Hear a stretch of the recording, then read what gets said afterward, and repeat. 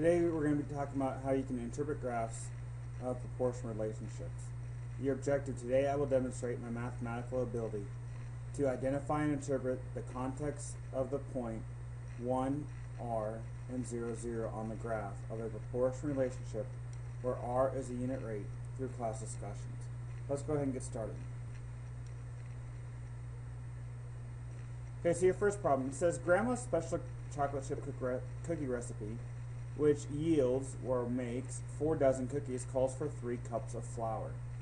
Now, it first wants us to create a chart comparing the amount of flour used to the amount of cookies. So if I make this chart and I have flour and I have cookies,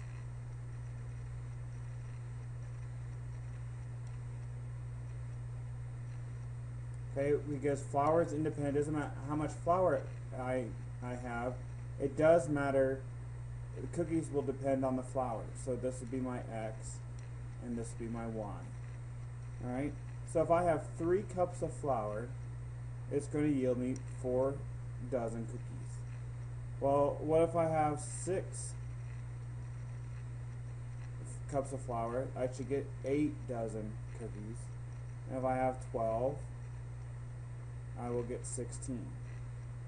All I'm doing is just increasing this. Now, it's asking, is the table proportional to the amount of flour? Well, let's see if we can find their constant. Remember, our constant k equals y over x. Okay, well, if I have 4 over 3,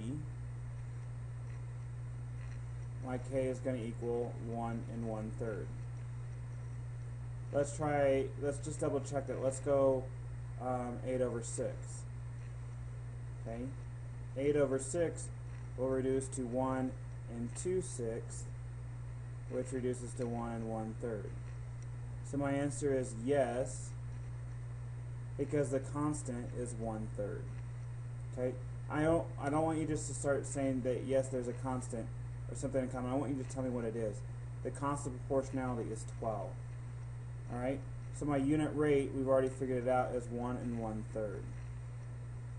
Okay, and what does it mean in the context of the problem?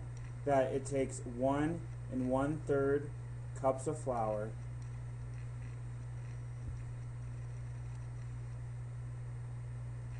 to make 1 dozen cookies. Alright, let's continue this a little bit.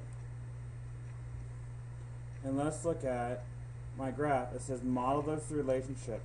So I'm going to graph my points. So I have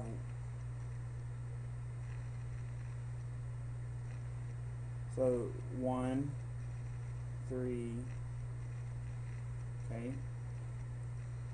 What's this is bigger?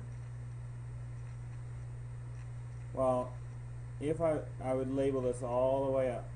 Okay, so if I go over 3, 1 2 3, and up 4, 1 2 3 4, my first dot's going to go right here. Okay, I go over 6, so that was 3. Nope, I'm over too far. 1 2 3 4 5 6. I'm going to go up 8. 1 5 6 7 8. Okay, I'm going to go over 12, so this is 6, 7, 8, 9, 10, 11, 12, up 16. 1, 2, 3, 4, 5, 6, 7, 8, 9, 10, 11, 12, 13, 14, 15, 16.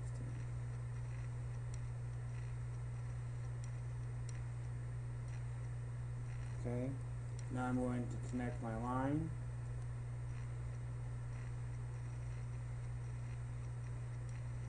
And there's my line. Now, does the graph show the two quantities being proportional to each other? Yes, it does, because it is a straight line.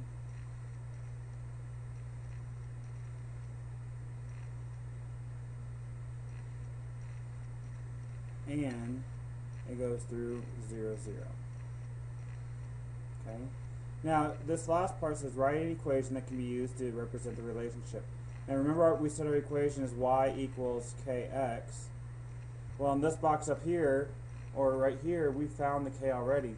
So my equation is simply going to be y equals, I could either write 4/3 x, I could write y equals 1 1/3 x. Okay, I could even write that since y is my cookies, that c equals 4/3 f, or c equals 1 1/3 f. Okay, I changed the variables, it still means the same thing. Alright? Okay, so we're looking at this graph, and it's showing the amount of time a person can shower with a certain amount of water. Alright? So my first question, can you determine by looking at the graph whether the length of the shower is proportional to the number of gallons of water? And then I want to explain how you know. Well, basically what is this question asking? Is this a proportional graph? Well, by looking at it, I can see it's a straight line, and I can see that it goes through 0 0. So my answer is going to be yes, because, why? Because it is a straight line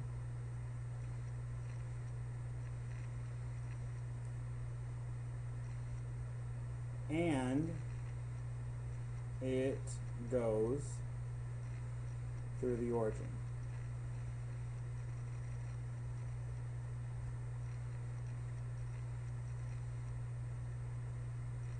Okay?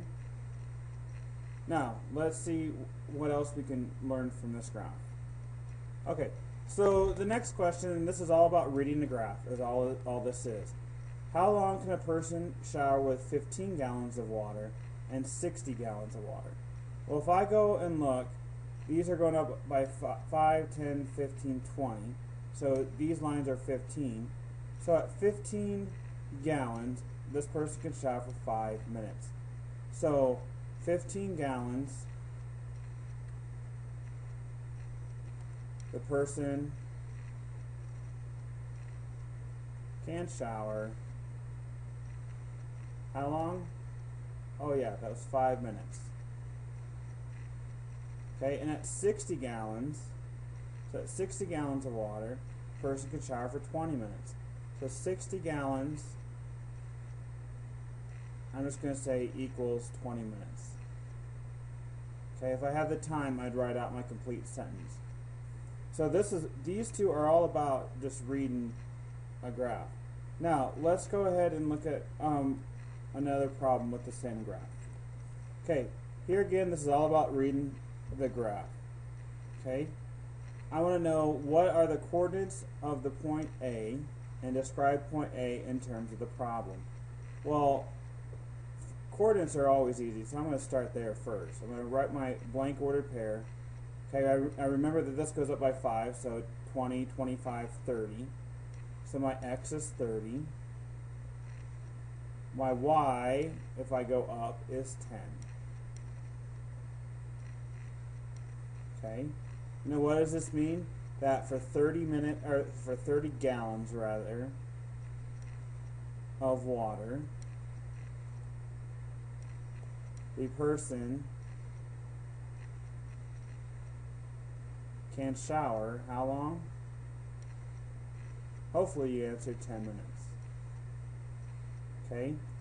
So one thing you have to be able to know is that if I give you an ordered pair, you have to tell me what it is in context of the problem. And it basically means in terms of the problem, what does it mean?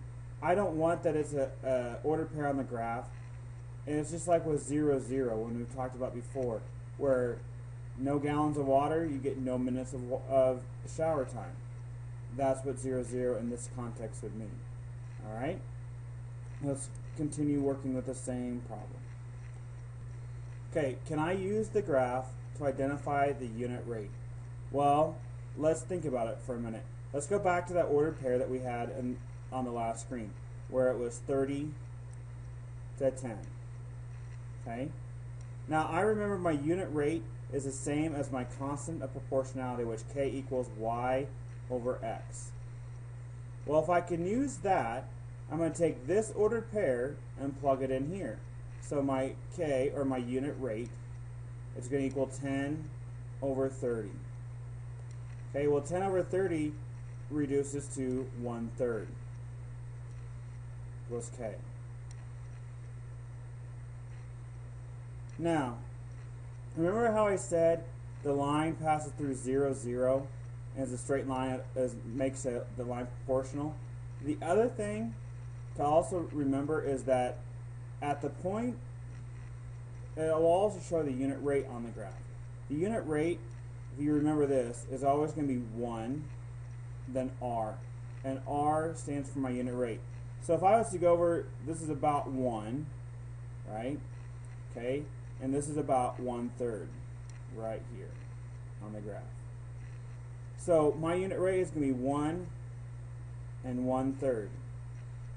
So if I wanted the ordered pair for my unit rate, this would be the ordered pair for my unit rate. Okay? It's the same as having it as 0, 0. So now we have three things for our line. That our unit rate is graphed, that it goes through 0, 0, and that it's a straight line. Okay?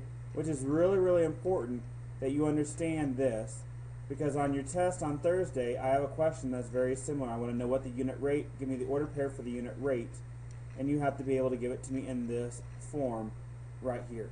Trying to make you successful for that test. Okay, now it's asking me to write that equation. Well, if I remember what k was in the last screen, k we said equals 1/3. Well, I go back to that equation, y equals kx. And all I have to do is replace my k. So y equals 1/3 x. Okay? It's as simple as that. Or I could use m equals 1/3 g. It doesn't matter. These are both the same thing. I just changed out the variable. Alright? Okay. Just some kind of wrap up, some review. Alright? On a graph, there are two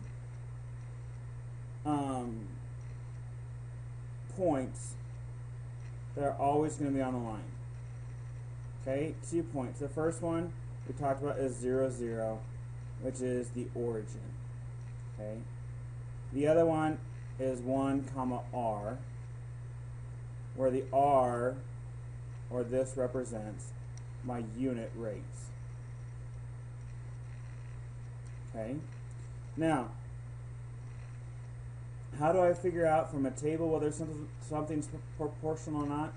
From a table, I'm simply going to find my k, okay, my constant of proportionality.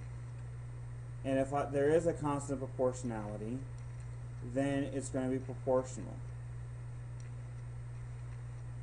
Okay. From a graph, I need to look for three things now. I need to look for whether it's a straight line. Okay. I need to look to make sure it passes through the origin, and that I can graph the unit rate.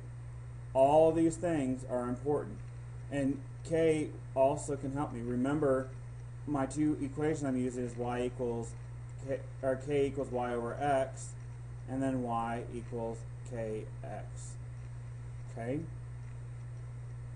If you have any other questions, make sure you write them on your WSQ and bring them to class tomorrow.